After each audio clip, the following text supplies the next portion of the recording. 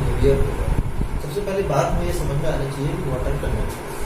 तो conductors are the materials through which electricity can easily पास।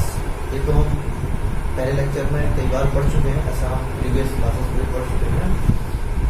और एक चीज इंपॉर्टेंट है कि कंडक्टर्स में क्या होती है, large number of free electrons, large number of electrons are present in the conductors, जो उसके आउटर मोस्ट ऑर्बिट में होते हैं। किसी भी एटम के जो आउटर मोस्ट ऑर्बिट में जो इलेक्ट्रॉन्स होते हैं वो फ्री होते हैं।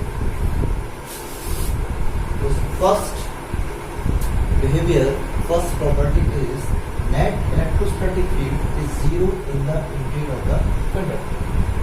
तो इसको मुझे करना है प्रूव, कि कैसे प्रूव करेंगे। तो इसको प्रूव करने के लिए हम इसमें लेके चलते हैं, this is the plate, to plates having charges plus and minus. मैंने मान लिया कि दो प्लेट हैं, इस प्लेट पे पॉजिटिव चार्ज है और इस प्लेट पे नेगेटिव चार्ज है। और गॉस थ्योरम की एप्लीकेशन में पढ़ा हुआ है, the electric field between the two parallel plates is uniform and its direction is from positive plate to negative plate. अब इसमें हम रख देते हैं एक conductor,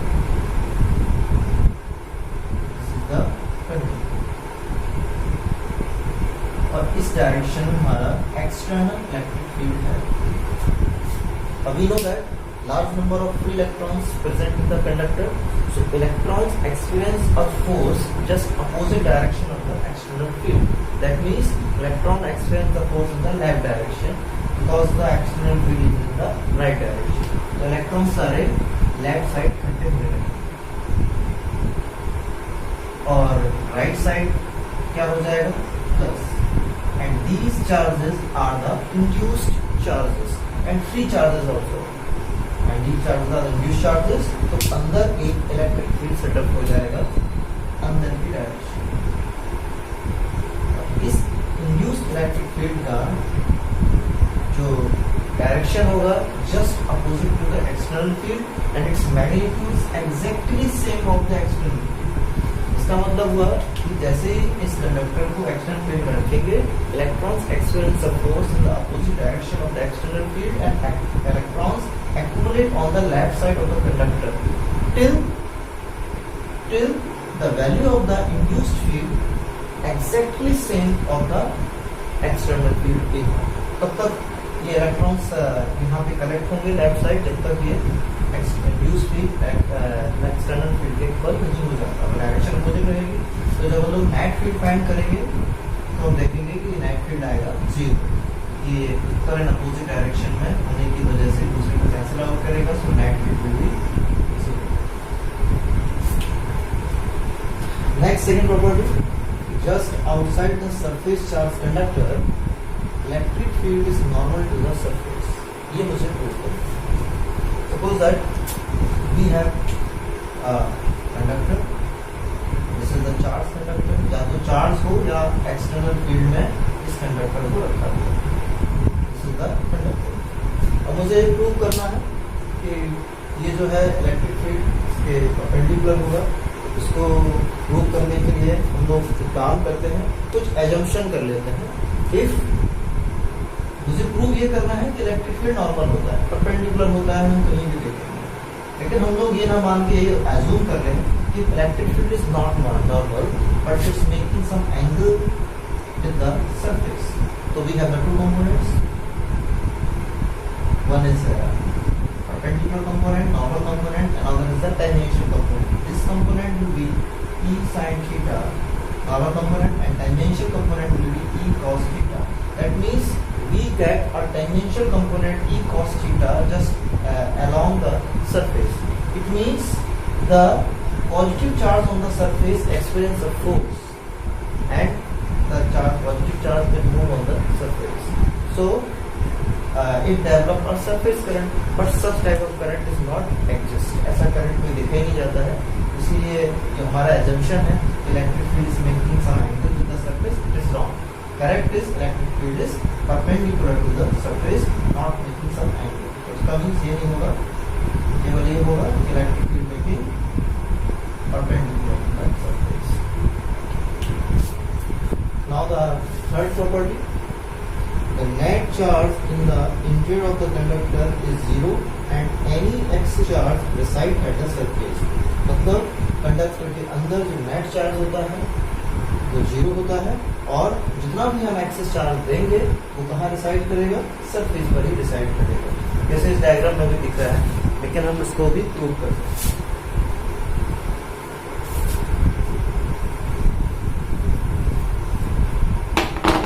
So first we draw a diagram. This is the conductor, okay, and having, अभी का चलो पॉजिटिव चार्ज ले लेते हैं, पॉजिटिव चार्ज है नहीं है कोई प्रॉब्लम नहीं है, and electric field is perpendicular, ऐसा होता ही है। अब मुझे प्रूव करना है कि inside the conductor charge is 0, net charge is 0, ये प्रूव करना है कि नेट चार्ज 0 है। तो हम लोग क्या करते हैं, गॉसियन सरफेस ड्रॉ करते हैं। We draw a Gaussian surface just close to the outer boundary of the surface. This is the Gaussian surface.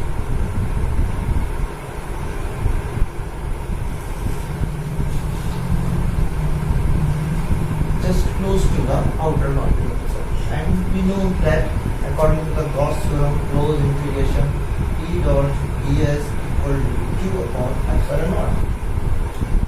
And it is clear from the first, electrostatic field is 0 in interior of the conductor. इसका means है हमारे पास है कि electric field 0 होता है interior of the conductor. अगर हम यहाँ पे पुट करेंगे E equal to 0, now we get 0 equal to q by epsilon naught, क्योंकि E हो गया है 0, जब ये 0 हो गया तो लेफ्ट हैंड साइड पूरा 0 हो गया। नाउ q equal to 0, ये प्रूव हो गया net charge in the interior of the conductor is 0। अब सेकंड ये भी प्रूव करना है कि any excess charge reside at the surface. We have taken the Gaussian surface close to the outer boundary of the surface. मैंने जो Gaussian surface लिया है वो आउटर बाउंड्री के बिल्कुल पास किया है। इतने रीजन में कहीं भी नेट चार्ज नहीं है। जब नेट चार्ज नहीं है तो कहाँ है, इसका मतलब नेट चार्ज हमारे सरफेस पर ही रिसाइड करता है, कंडक्टर के सरफेस पर रिसाइड करता है। अब इसके बाद फोर्थ है, electrostatic potential is constant throughout the volume of the conductor. Electrostatic potential is constant throughout the volume of conductor and has the same value on its surface, मतलब जो अंदर है वो बाहर भी है। इसको भी हम लोग प्रूव करते हैं।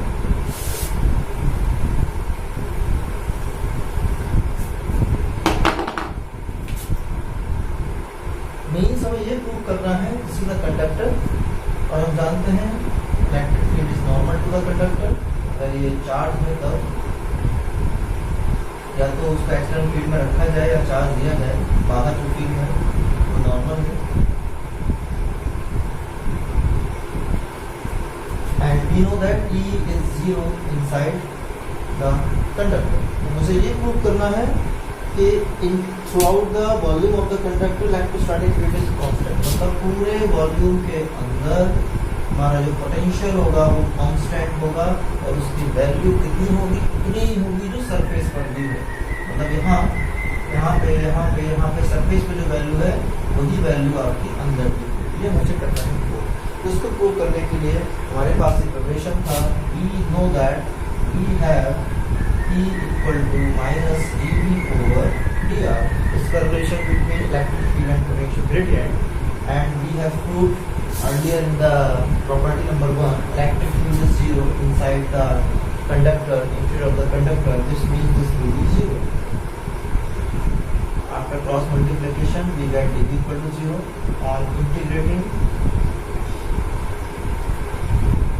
we get D equal to constant. It means ये प्रूव हो गया है कि V कांस्टेंट, मतलब पूरे वॉल्यूम के अंदर V कांस्टेंट है, और अगर हम इसकी वैल्यू सरफेस पर भी निकालेंगे तो भी वही आएगी जो अंदर भी है।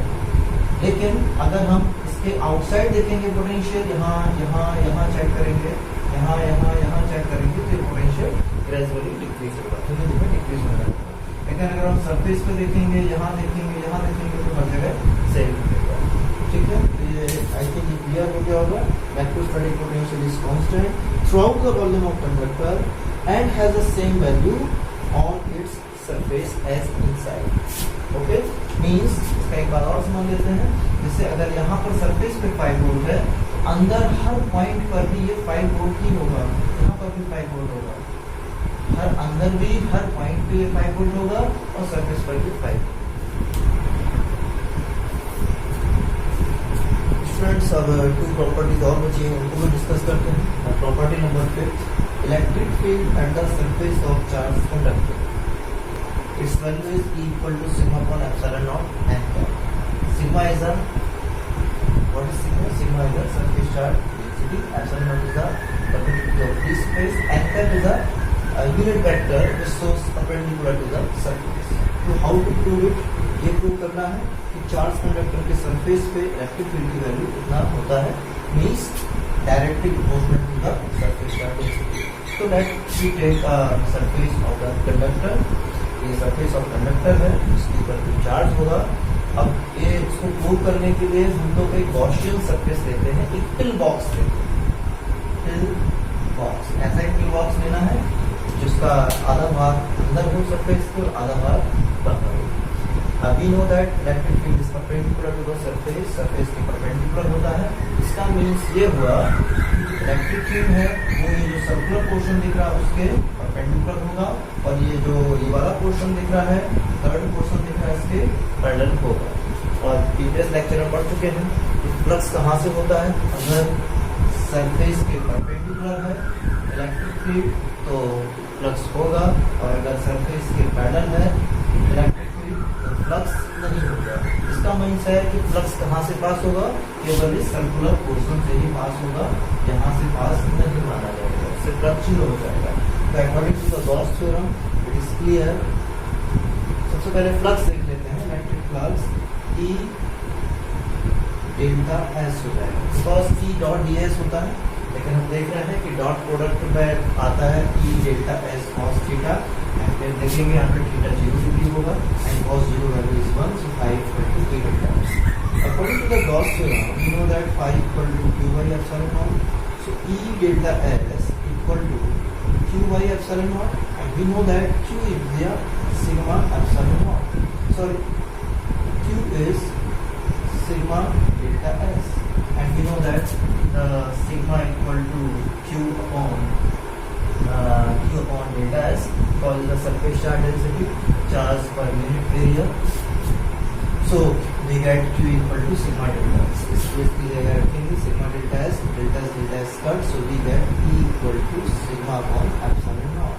It is clear, it is perpendicular, so we take n cap. N cap is a unit vector which is perpendicular to the surface of the conductor. तो ये प्रूव हो गया है कि इलेक्ट्रिक फील्ड जो सरफेस पे होगा वो सिग्मा बाय एप्सिलॉन नॉट होगा। इसका मीन्स हुआ कि वो सरफेस चार्ज डेंसिटी पे डिपेंड करेगा। Now the sixth and the last property, electric field is zero in the cavity of hollow charge. ये डायग्राम है, ये कंडक्टर है, ये कैविटी होगी, कैविटी मतलब गुफा टाइप की, मान लीजिए ये कैविटी है और ये पूरा कंडक्टर का बना हुआ है, किसी भी शेप में हो सकता है। इलेक्ट्रिक फील्ड परपेंडिकुलर, इसको प्रूव करना है कि जो इलेक्ट्रिक फील्ड होगा, electric field is zero in the cavity, मतलब यहाँ जो इलेक्ट्रिक फील्ड होगी, इतने रीजन में जो इलेक्ट्रिक फील्ड होगी वो जीरो होगी, ये मुझे प्रूव करना है। इसके लिए हम लोग एक गॉसियन सरफेस लेते हैं just close to the interior boundary of the hollow conductor, अंदर की बाउंड्री के जस्ट पास में एक हमने गॉसियन सरफेस लिया होगा। According to the Gauss theorem close integration E dot ds या E dot delta S equal to q by epsilon naught, and ये जो है वो क्लोज इंटीग्रेशन है, और मैंने जो गॉसियन सरफेस लिया हुआ है just close to the interior portion since no charge enclosed by the Gaussian surface, क्योंकि मैंने अभी पीछे एक पॉइंट पे पढ़ा हुआ है कि inside there is no charge inside the cavity, inside the hollow conductor, तो इसका मीन्स है कि q होगा तो जीरो हो जाएगा। तो close integration E dot ds equal to 0 by epsilon naught that is 0, it means E is equal to 0। तो प्रूव हो गया कैविटी के अंदर जो चार्ज कंडक्टर है, हॉलो कंडक्टर, उस कैविटी में जो इलेक्ट्रिक फील्ड होगा वो जीरो होगा। अब इसका एप्लीकेशन क्या हो सकता है, कहाँ ऐसा यूज किया जा सकता है? मानो मैंने कोई ऐसा एक इलेक्ट्रिक इंस्ट्रूमेंट बनाया है जिसको मुझे इलेक्ट्रिक फील्ड से दूर रखना है, जिसमें बिल्कुल भी इलेक्ट्रिक फील्ड का प्रभाव या इफेक्ट नहीं होना चाहिए। तो हम लोग क्या करेंगे, कैविटी बना देंगे, मेटालिक कैविटी बना देंगे, जिसके अंदर देखेंगे, अंदर अगर कोई इंस्ट्रूमेंट रख देंगे तो वो बिल्कुल सेफ हो जाएगा एक्सटर्नल इलेक्ट्रिक फील्ड से। तो ऐसी जगह हम उसको यूज करते हैं। तो ये आपको समझ में आया होगा behaviour of conductor in electrostatic field. अब नेक्स्ट लेक्चर में हम लोग पढ़ेंगे behaviour of dielectric in the external electric field, कि अगर हम डाइलेक्ट्रिक को एक्सटर्नल फील्ड में रखेंगे तो क्या बिहेवियर उसका। Students, now I will explain the next topic, dielectric, polar and non polar dielectric. नाम से क्लियर हो रहा है कि मैं पहले डाइलेक्ट्रिक के बारे में बताऊंगा। तो ये दो टाइप्स के होते होंगे, पोलर एंड नॉन पोलर। ऐसे केमिस्ट्री में भी आपने पढ़ा होगा। सबसे पहले समझते हैं what are dielectric. Dielectric generally are insulators. Dielectric insulators ही होते हैं, और we know that insulators have no free charge carriers, all the charges are bound. कौन कौन से बाउंड होते हैं? जैसे एटम होता है, तो एटम के अंदर न्यूक्लियस है जिसमें पॉजिटिव चार्ज है, वो भी बाउंड होते हैं, और outer most electron, surrounding electron सारे वो भी बाउंड होते हैं। तो अ dielectric is a substance which does not allow the flow of charges to it, but permits them to exert electrostatic forces on one another. Means ये हुआ कि उनमें कोई चार्जेस का फ्लो नहीं होता है, इलेक्ट्रिसिटी का फ्लो नहीं होता है, लेकिन जैसे एक्सटर्नल फील्ड में उनको रखेंगे डाइलेक्ट्रिक को, तो जो मॉलिक्यूल्स होंगे डाइलेक्ट्रिक के, उनमें एक फोर्स लगेगा, उनके पॉजिटिव एंड नेगेटिव चार्ज पे फोर्स लगेगा, और फोर्स लगने की वजह से उनमें कोई ना कोई डाइपोल मोमेंट क्रिएट होगा, मतलब वो मॉलिक्यूल पोलराइज्ड हो जाएंगे। ठीक, अभी इसको और डिटेल्स में हम लोग एक्सप्लेन करेंगे। Some examples of the dielectrics are glass, pads, water, air, wood, rubber, etcetera. And dielectrics are two types, polar and non polar. तो समझते हैं सबसे पहले पोलर डाइलेक्ट्रिक्स क्या है। तो पोलर डाइलेक्ट्रिक्स में क्या होता है, enter of positive charges and negative charges do not coincide. मतलब कि जो मॉलिक्यूल्स होते हैं, जो पॉजिटिव नेगेटिव चार्ज उनके अंदर होता है, वो कोइंसाइड नहीं करते। मतलब उसका स्ट्रक्चर कुछ इस टाइप से हम लोग मान सकते हैं कि वो अलग अलग जगह पे होंगे। जब ये अलग अलग जगह पे होंगे कि यहाँ पे नेगेटिव होगा, यहाँ पे पॉजिटिव होगा, उनके centre of negative and positive coincide नहीं करेंगे, इसका मतलब इसके पास कुछ ना कुछ डाइपोल मोमेंट होगा। माइनस टू प्लस होता है, तो these molecules have some permanent dipole moment, और कह सकते हैं कि intrinsic dipole moment उनके अंदर होगा, and they have unsymmetrical shape।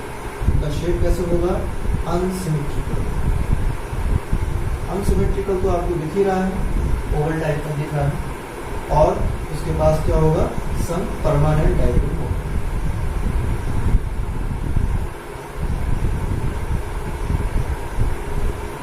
Permanent dipole moments होते हैं। तो एक बार और सुन लीजिए, centre of positive charges and negative charges do not coincide, they have unsymmetrical shape and they have some permanent dipole moment. And next is non polar dielectrics. तो non polar dielectrics में क्या होते हैं? इनके अंदर जो मॉलिक्यूल्स होते हैं, the centre of positive charges and centre of negative charges coincide. Coincide का मतलब पॉजिटिव और नेगेटिव एक ही स्थान पर होता है। किस टाइप से होता है? एक ही जगह पर होता है पॉजिटिव और नेगेटिव। इसका मतलब इनकी जो शेप होती है सिमेट्रिकल शेप होती है, ठीक है, स्फेरिकल शेप होती है। मतलब ऐसा होता है, स्फेरिकल शेप होता है, प्लस और माइनस एक ही जगह पर होता है, तो डाइपोल मोमेंट तो होगा नहीं। तो इनका जो डाइपोल मोमेंट होता है वो जीरो होता है। डाइपोल मोमेंट इज दोनों में अंतर दिख रहा होगा। दोनों को एक बार अगर हम एक साथ क्लासिफाई करेंगे, centre of positive charge and negative charges do not coincide in the non polar dielectric, the centre of positive charge and negative charges coincide. These molecules are called the non-polar molecules. And in the polar molecules, they have unsymmetrical shape. In the non-polar molecules, symmetrical shape.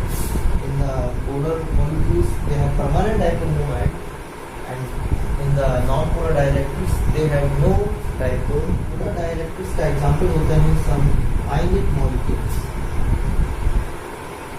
like H2O, HCl, etc. And a non-polar dielectrics examples are H2, N2, O2, etc. Okay. Now I will discuss the next topic: behavior of conductor and dielectric in the presence of external electric field. First, we will place the conductor in the external electric field E naught. Then we will place dielectric in the external electric field T naught. What happens when conductor is placed in external electric field? We know that conductor has large number of the free electrons. These are the charge carriers. When this conductor is placed in external electric field, the charge carriers, that is electrons, needs to move in the opposite direction of the external field and collect at the left side of the conductor. And here the positive charge remains. This collection of the charge carriers या कह सकते हैं कि the displacement of the charge carriers in the opposite direction of the external field till the induced electric field due to the free charges, the induced electric field due to the free charges is exactly equal to the external electric field. Means ये जो charge carriers electron है उनका opposite direction में तब तक movement होता है जब तक कि यहाँ एक जो इंड्यूस्ड फील्ड सेटअप होगा due to these free charge carriers become exactly equal to the external electric field but its direction just it is clear from the diagram. So the net field becomes zero because of the equal and opposite direction. Another thing, dielectric. What happens when dielectric is placed in the external electric field? You know that there are no charge carriers in the dielectric. All the charges, positive and negative, are the bound. But due to the stretching and reorientation, each small molecule develops a dipole. Due to this, the negative charge appears at the left end of the left side of the dielectric and positive at the right side of the dielectric. So induced field is set up in the direction just opposite to the external field, but its magnitude is less than the external electric field. That means the net field is not equal to 0. But how much the net field? Net field becomes this. This is the net field. This is the net field. Its value is E naught minus E A. So listen again. What happens when conductor is placed in external electric field? The induced field set up due to the free charge carriers exactly same as the magnitude of external field, but its direction opposite. So net field becomes 0. That means there is no electric field inside the conductor. When dielectric is placed in external electric field, induced field set up inside the dielectric, its direction is just opposite, but its magnitude is less than the external electric field. So some net field is set up inside the dielectric, but its magnitude is somehow less than the.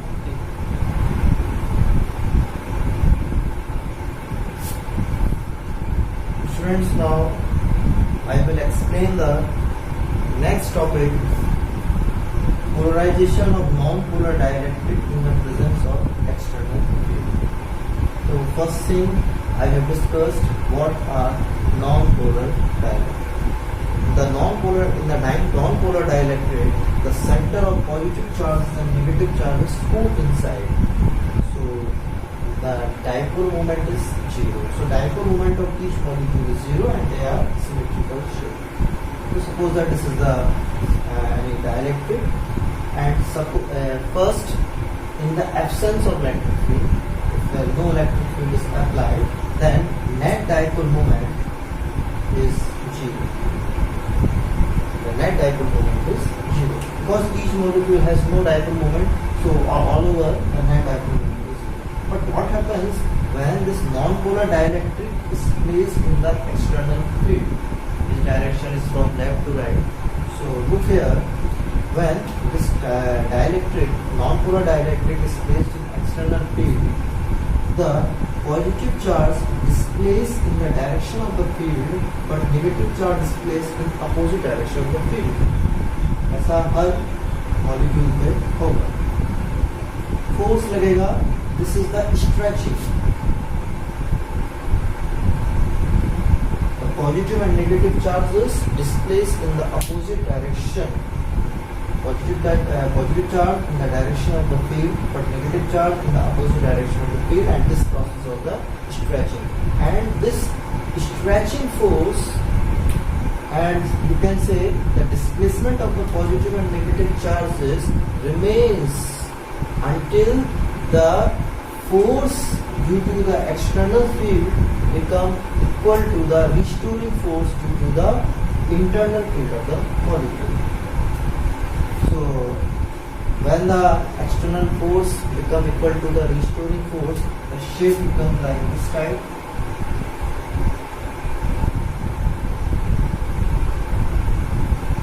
Each molecule stretch. Each individual molecule has some dipole moments in the direction of the field. So there will be net dipole moment. And dipole moment is not zero but has some finite value.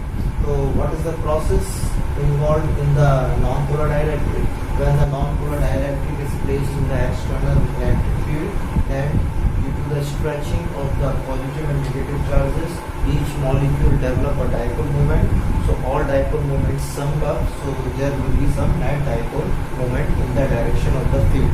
And this process is called the polarization of the non-polar dielectric. And this polarization is directly proportional to the external field. This polarization is directly proportional to the external field. So this value becomes epsilon naught chi e naught. And this is the formula. This is the permittivity of a free space, and this is the electrical susceptibility. It depends on the material. And V naught is the external electric. Students, now I will explain the next topic, polarization of polar dielectric in the presence of external field. So what are the polar dielectric? In the polar dielectric, the center of negative and positive charges do not coincide, so each molecule has some dipole moment. This is the center of the polar dielectric, and when there is no external electric field, we know that each molecule has some dipole moment. So dipole moment of the each molecule is distributed randomly, oriented randomly. ये सब randomly oriented है. The dipole moment of the each molecule orient randomly due to thermal activity. What happens when this polar dielectric is placed in external electric field? Each molecule reorient, try to align in the direction of the electric field. Each molecule experiences a torque, and torque try to bring all the dipoles in the direction of the electric field, and the structure becomes like this.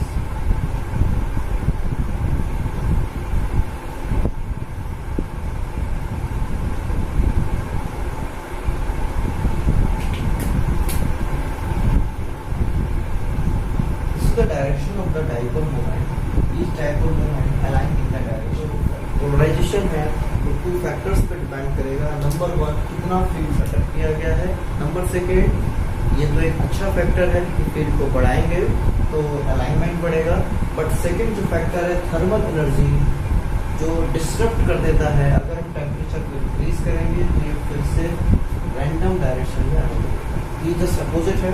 अगर thermal energy बढ़ेगी तो ये disturb होगा, और अगर external field increase करेंगे तो ये align. Students, now I will explain the next topic, how electric field is reduced in dielectric. इसका मीन्स हुआ कि जैसे ही एक्सटर्नल फील्ड में हम डाइलेक्ट्रिक को रखेंगे, उसका इलेक्ट्रिक फील्ड कम हो जाएगा, रिड्यूस हो जाएगा. इसको समझने के लिए दिस इज द डाइलेक्ट्रिक लिए चाहे पोलर हो या नॉन पोलर हो, जैसी इलेक्ट्रिक फील्ड में रखेंगे स्ट्रेचिंग या रीओरिएंटेशन होगा और इस तरीके का स्ट्रक्चर बन जाएगा। जैसे स्ट्रक्चर बनेगा ये देखेंगे, the positive charge of one dipole just close to the negative charge of the second dipole or adjacent dipole. So the surface charge density of this region, I have underlined this region, the surface charge density of this region becomes zero. This is the zero surface charge density, zero charge density. So its net dipole is zero. So look here, here is the uncovered, uncancelled, here is the uncancelled negative charge and here is the uncancelled positive charge. This charge is called a polarized charges. Okay? And so it is clear in the second diagram, this is the another diagram related to this first diagram. This is the external electric field, this is inside the dielectric. But when the dielectric is placed, the induced field is set up just opposite to the external electric field, but its magnitude is less. It is clear from the diagram. So the net field, what the field is remains, the net field becomes this. This is the small, this is the net field, and this is very, this is the less than on the external electric field. So we get the net field is equal to E naught minus E induced. It is clear which is less than the E naught. So the net field set up inside a dielectric is less than the field when there is no dielectric.